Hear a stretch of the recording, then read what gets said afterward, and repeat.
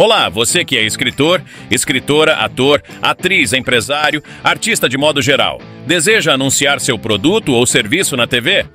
Seu espaço está garantido na Rede UTV, através do programa Canal da ANI. Divulgue seu livro, sua música, sua arte ou seu negócio a um preço super popular. Quer se tornar um associado da ANI? Então, melhor ainda. Basta clicar no link em algum canto deste vídeo, escolher um plano de adesão e pronto. Muitos benefícios e novidades te esperam. Depois não diga que eu não avisei.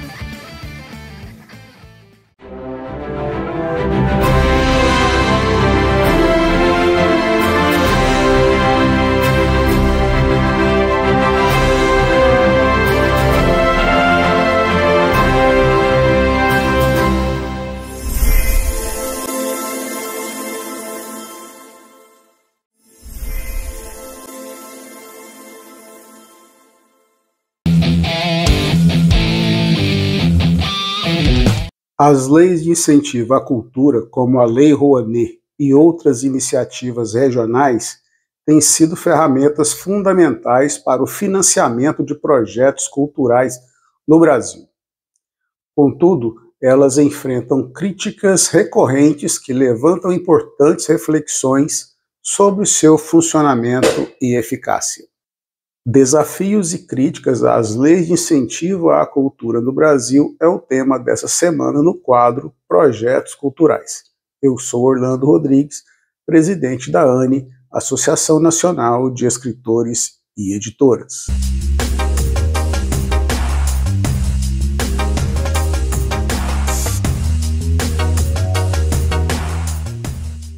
Entre os principais desafios está a percepção de que os recursos captados tendem a beneficiar mais projetos ligados a grandes centros urbanos, como São Paulo e Rio de Janeiro, em detrimento de regiões menos desenvolvidas culturalmente.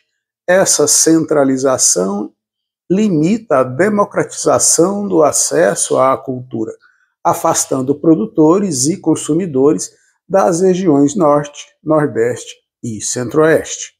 Outro ponto frequentemente debatido é a concentração de recursos em grandes produções e artistas já consolidados.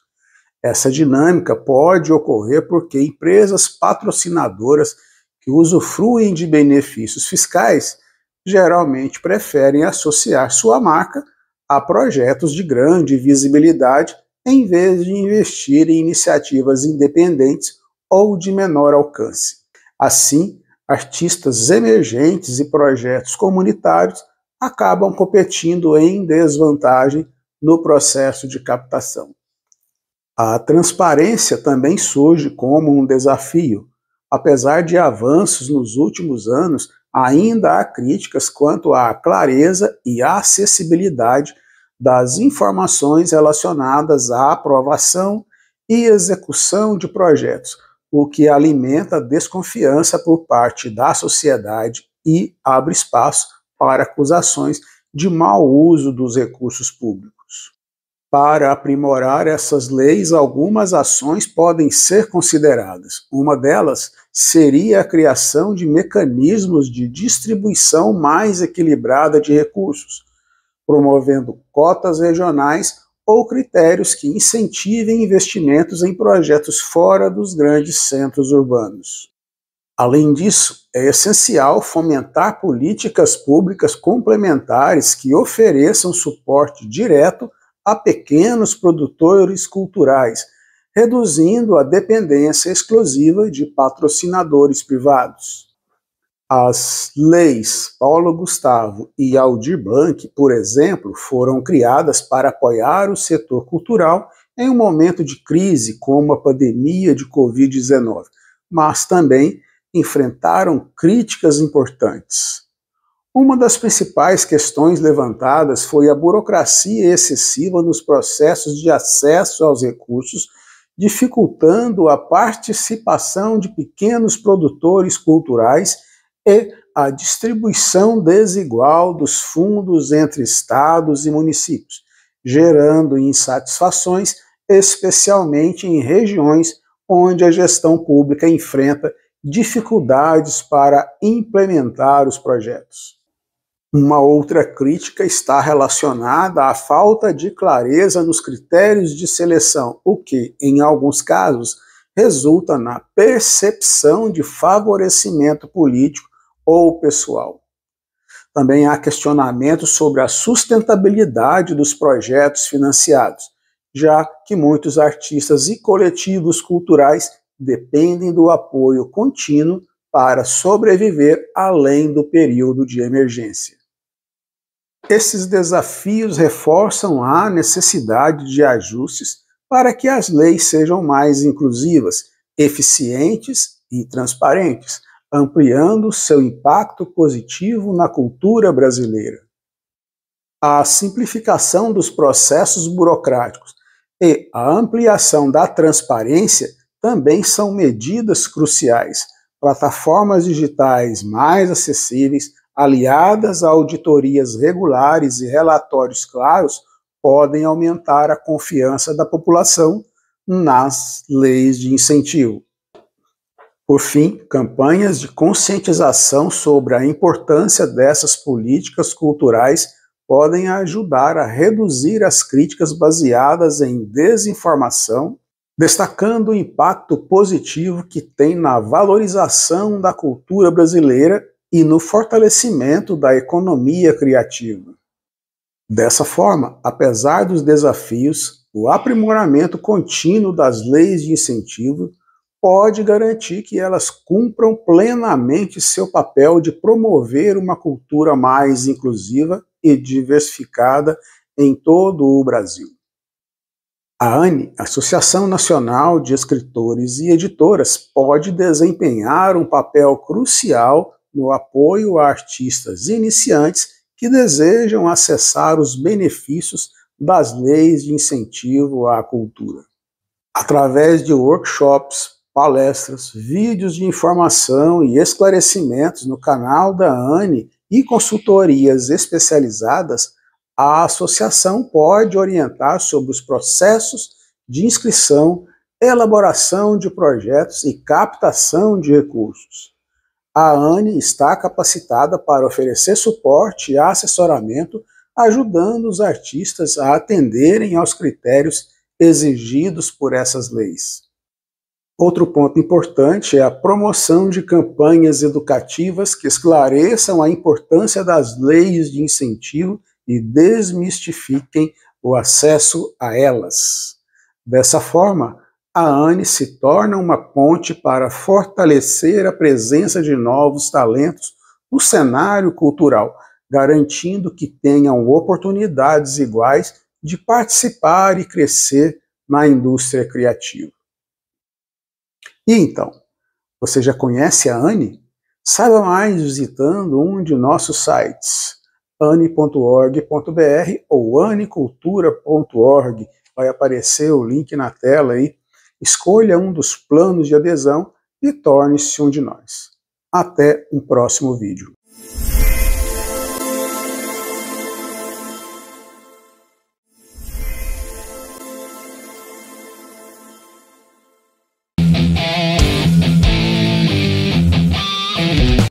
Olá, gente, tudo bem? E hoje no nosso quadro Escrita Criativa aqui no canal da ANE, nós vamos falar um pouquinho sobre a estrutura narrativa. Então, se você quer saber um pouquinho mais como funciona a estrutura narrativa para roteiro e para livros, senta no sofá e vem comigo.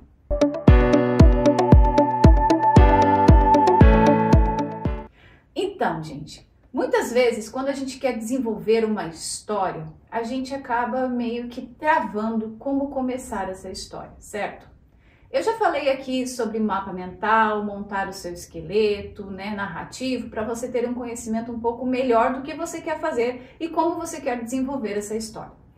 Mas eu vejo muitas pessoas também, muitos escritores, roteiristas, parando naquela parte de desenvolvimento de personagem e focam muito nisso, porque querem desenvolver um personagem perfeito, com muitas características e trazer conflitos, mas gente, para tudo. Porque se você não tiver uma boa estrutura narrativa, você não vai a lugar nenhum. Você pode ter o seu melhor personagem, você pode ter o seu melhor herói, seu melhor antagonista, mas se a estrutura não está sólida, você quebra toda a sua história. Mas por que eu tô falando isso? Porque você tem que entender que toda história, todo personagem, ele tem que se basear em alguma coisa. Ele vai se basear aonde? No que você quer construir para essa narrativa. Essa história ela tem que ter um começo, meio e um fim. E para ela ter um começo, meio e um fim, você tem que entender como você quer desenhar essa história. Para onde você quer alinhar cada personagem. Você quer trazer um mais para o lado de cá, você quer trazer o outro mais para o outro lado, e como você quer fazer essa conexão entre eles. Só que não é só as características, a história do seu personagem por um si, que você vai conseguir fazer isso. Se você não tiver um conhecimento melhor do que você quer desenvolver e você não tiver uma base para sustentar tudo que você vai construir, vai tudo desmoronar. Porque construir uma história é a mesma coisa que o alicerce de uma casa. Vamos dizer que a sua estrutura é exatamente o alicerce, aonde você vai fazer toda a base para quando você começar a construir as paredes, ela não cair por cima da sua cabeça. Então, quando você tiver essa base, essa estrutura, e você entender o que o seu personagem quer, o que o seu personagem precisa para chegar até lá, e daí você colocar os obstáculos, você vai conseguir desenvolver a sua história. Existem muitos livros que falam sobre a estrutura narrativa, tanto para livros quanto para roteiros. Entretanto, não existe exatamente uma regra. Varia muito de escritor e roteirista, e você pode desenvolver a sua própria forma narrativa e a sua própria forma de escrita com o decorrer dos anos. Lembrando, gente, existe muita escrita, muita pesquisa, muito trabalho para você conseguir desenvolver isso. Não é da noite para o dia que você vai simplesmente escrever um livro perfeito e vai se tornar um best-seller. E muitas vezes também não é da noite para o dia que você vai escrever um roteiro onde Hollywood vai dizer, eu vou comprar ele por 3, 4 milhões de dólares. Não funciona assim, tá? Então existe muito trabalho. Eu costumo dizer que a carreira de escritor e roteirista é a mesma coisa que uma carreira de médico e advogado, onde você investe muito no início e depois você tem o seu retorno. Mas nem todo mundo pensa assim. Então comece a desenhar a sua carreira de uma forma onde você consiga ter essa forma mais sólida e você consiga entender também que todo o processo é um processo e que todo processo tem seu tempo para ser desenvolvido. Você tem que ter noção disso. Então, muitas vezes você vai pegar livros que vai dizer que existe o arco narrativo, que é o começo, meio e o fim. É o correto de se fazer? Sim. No começo, sim. Porque você não entende ainda a estrutura narrativa para você quebrar regras. Mas também tem outros livros que falam que a cada 10 páginas tem que ter alguma coisa, um algo a mais, algum twist, alguma coisa que vai acontecer com os seus personagens para dar esse algo a mais e para continuar mantendo a atenção da sua audiência ou dos seus leitores. Concordo com isso? Sim, eu concordo. Porque muitas vezes as pessoas se preocupam em desenvolver um começo muito bom e estão preocupados com a resolução. Mas eles esquecem que existe um miolo. E esse miolo é onde você, escritor e roteirista, tem que tomar muito cuidado. Você tem que trazer gatilhos, ganchos, trazer as viradas necessárias. Claro que obstáculos e subplots, que a gente chama também, que são pequenas histórias que você vai ter que ir intercalando entre uma e a outra para conseguir trazer mais coerência e até mesmo entusiasmo para a sua história não ficar muito nostálgica. Dependendo do gênero que você for trabalhar, você vai ter que envolver algumas histórias e por isso que a estrutura é tão importante. Porque quando você desenvolve a sua estrutura e você tem ela de uma forma correta e você escreve tudo antes o que você quer que a sua história tenha, você vai conseguir, com certeza, trazer ela de uma forma muito mais correta, você vai trazer ela com muito mais coerência, você vai trazer ela com muito mais engajamento entre os personagens, porque você não tem como fazer uma história funcionar, principalmente se for um romance ou alguma coisa de comédia, onde um personagem está aqui e o outro está aqui. Eles têm que estar juntos, eles têm que estar conectados de uma certa forma para ter esse engajamento entre eles, para ter essa conexão. Então, pesquise mais sobre estrutura. Leia um pouco mais sobre estrutura e escreva mais no desenvolvimento da sua história. Em vez de começar a escrever histórias direto, desenvolva um pouco mais. faça todos os 3 atos, colocando conflitos em determinados lugares, fazendo com que os personagens muitas vezes se desentendam, tenham um pequeno conflito aqui, outra discussão ali. Isso traz também curiosidade, por que que está acontecendo isso. Eu espero que você tenha gostado desse vídeo, lembrando que todas as sextas-feiras, a partir das 22 horas, nós temos o nosso horário marcado aqui na rede UTV com o canal da Anne. Eu te vejo na próxima semana. Tchau, tchau!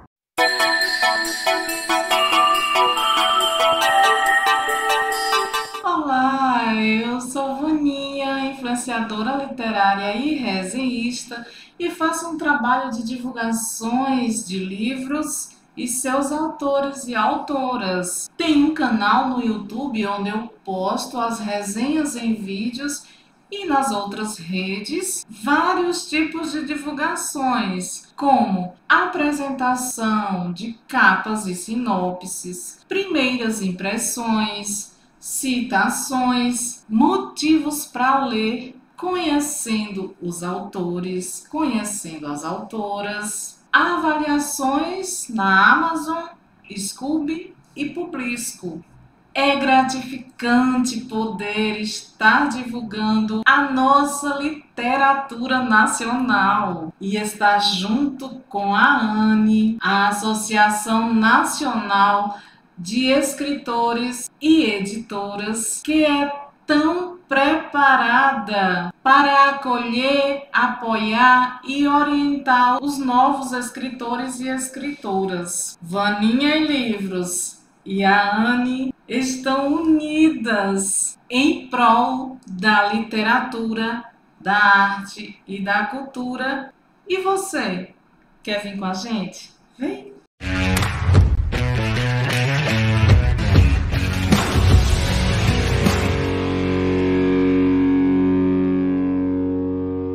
Olá, pessoal! Aqui é a Aninha, a mascote da Anne, com mais uma novidade incrível para vocês.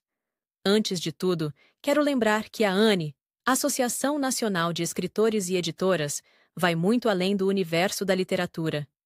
Sim, nós somos apaixonados por livros, mas também estamos aqui para apoiar, divulgar e conectar todas as pessoas que respiram cultura e esporte.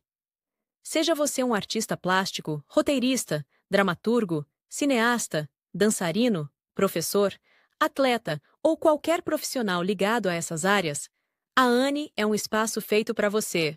Nossa missão é criar uma grande rede de colaboração entre diferentes expressões artísticas e esportivas, valorizando o talento brasileiro em todas as suas formas. Aqui você encontra oportunidades de divulgação, parcerias criativas, eventos exclusivos e, claro, uma comunidade que compartilha a mesma paixão pela arte, pela cultura e pelo esporte. E agora vem aquele spoiler exclusivo que a revista literária da ANE pode oferecer. Prepare-se para histórias emocionantes, curiosidades fascinantes e um conteúdo rico e diversificado, pensado especialmente para quem ama cultura e admira os grandes talentos do nosso país. Esta edição promete ser, sem dúvidas, uma das mais memoráveis, oferecendo não apenas entretenimento, mas também reflexões profundas sobre o papel transformador da arte e do esporte na construção da nossa identidade e na valorização do talento brasileiro. Um spoiler a mais. A revista literária da ANE reserva surpresas. Estará disponível dia 6 de fevereiro, não percam!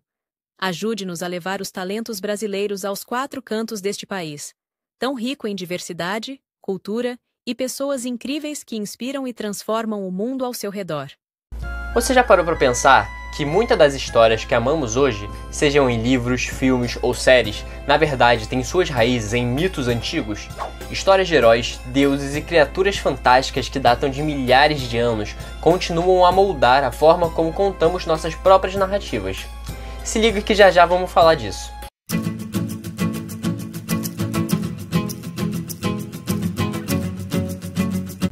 Fala pessoal, tranquilos? Meu nome é Rafael da Mota, sou embaixador e psicólogo aqui da ANE e hoje vamos explorar como a mitologia influenciou e ainda influencia as histórias modernas que consumimos. Se prepara para uma jornada cheia de descobertas. Antes de falarmos sobre essa influência, precisamos entender o que é mitologia.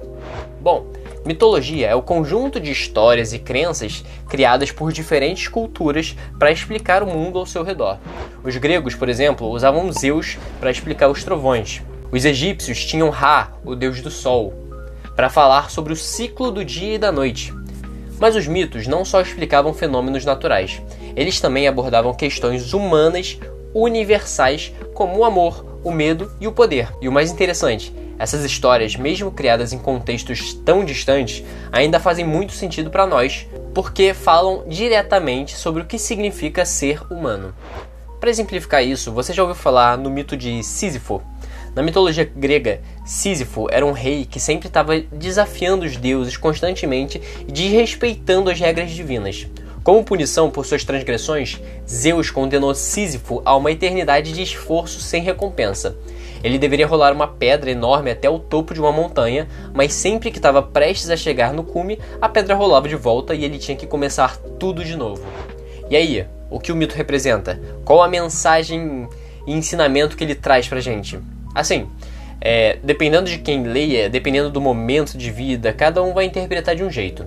Porém, a gente pode dizer que essa punição simboliza os esforços repetitivos que enfrentamos no dia a dia, como trabalhar, resolver problemas e lidar com os desafios que parecem nunca acabar. Mesmo assim, continuamos repetindo e fazendo as mesmas coisas na esperança de que, um dia, tudo isso vai mudar.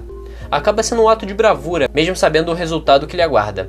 Como eu disse, várias interpretações. Depois, vai lá na nossa rede social e me diz o que você acha do mito de Sísifo. Já conhecia? Te agregou em alguma coisa?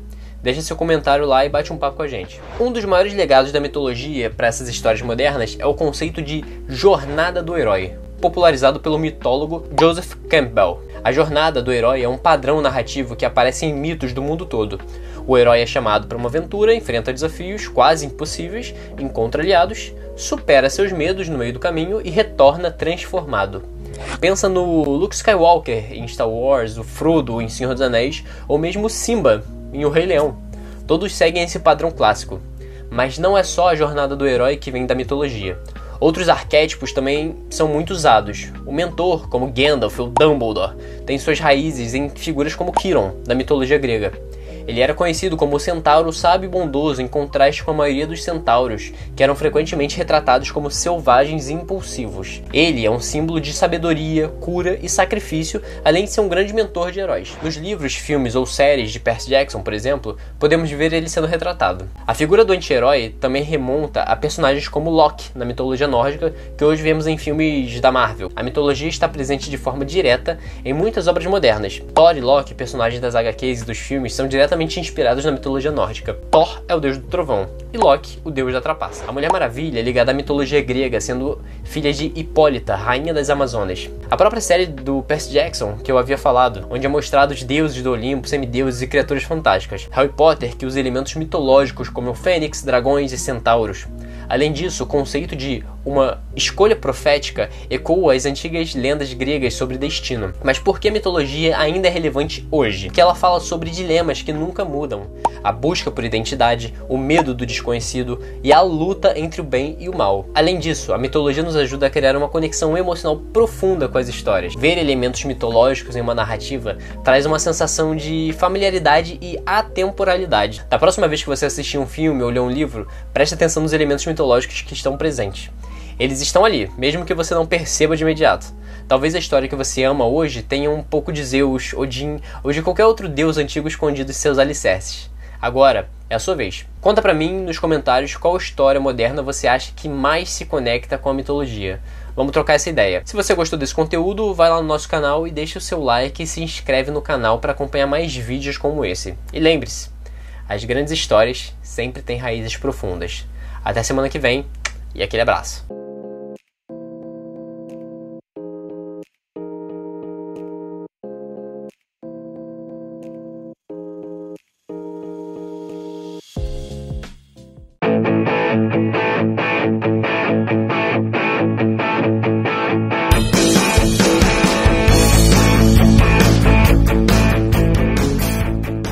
Em nome de toda a diretoria da ANI, gostaríamos de expressar nossa profunda gratidão aos talentos da artista Glaucia Nasser e da produtora Jolice por nos conceder a honra de utilizar o clipe com a música Ai Que Saudade Doce, interpretada brilhantemente por Cláudia Nasser. Sua interpretação toca diretamente o coração e acalma a alma, e é um presente que nos inspira e eleva. A forma como você deu vida a essa canção, com tanto sentimento e conveniência, transcende o simples ato de ouvir música.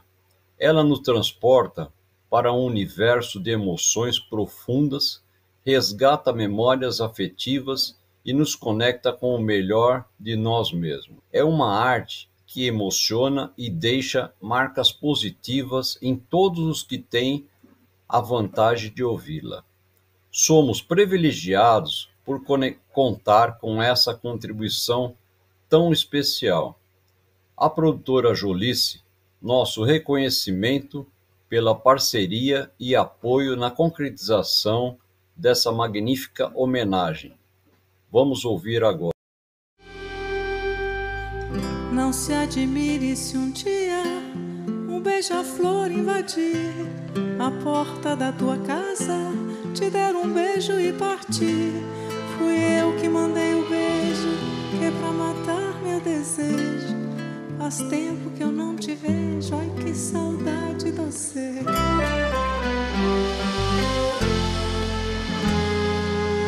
Se um dia você se lembrar, escreva uma carta pra mim. Bote logo no correio com frases dizendo assim: faz tempo que eu não te vejo, quero matar meu desejo. Te mando um monte de beijo, ai que saudade sem fim.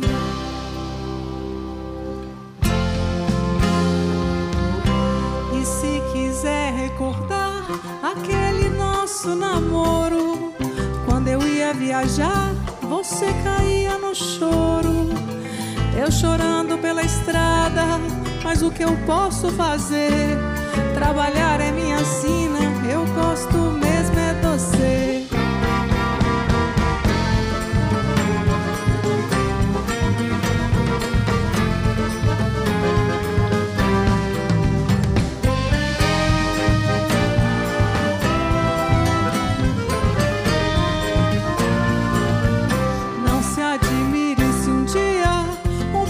Flor invadir a porta da tua casa, te der um beijo e partir. Fui eu que mandei o beijo, que é pra matar meu desejo. Faz tempo que eu não te vejo, ai que saudade doce. Se um dia você se lembrar, escreva uma carta pra mim.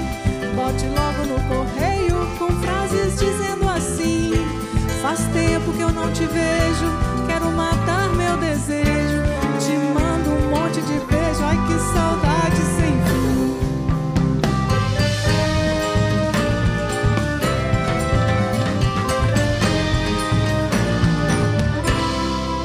E se quiser recordar aquele nosso namoro, quando eu ia viajar, você caía no choro.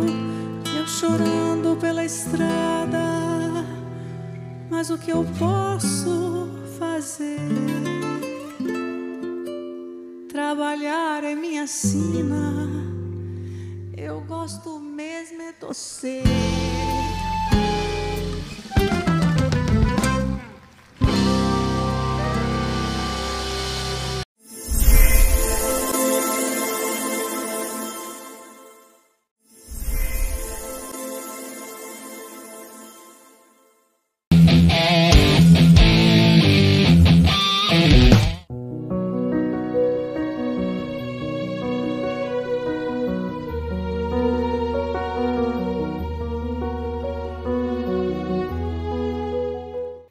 O ano já começou e com ele uma nova chance de recomeçar, de plantar boas sementes e cultivar sonhos que realmente importam. Cada dia que passa é um convite para aprendermos com o ontem, vivermos intensamente o hoje e construirmos o amanhã. Que neste novo ano esperamos enviar conosco pensamentos positivos e a certeza de que cada desafio traz consigo uma oportunidade de crescimento. Que sejamos gentis conosco mesmos, pacientes em nossas jornadas e gratos por cada conquista. Lembre-se, o poder de transformar o ano em algo especial está em nossas mãos, nos nossos gestos e nas nossas escolhas. Seja luz, espalhe amor e acredite sempre no melhor que a vida pode oferecer. O novo ano já começou, mas a mudança começa dentro de cada um de nós. A Anne deseja um ano repleto de paz, esperança e realizações para todos. Obrigado e até a próxima semana. Não se admire se um dia um beija-flor invadir a porta da tua casa, te der um beijo e partir. Fui eu que mandei o beijo, que é pra matar meu desejo. Faz tempo que eu não te vejo, ai que saudade de você.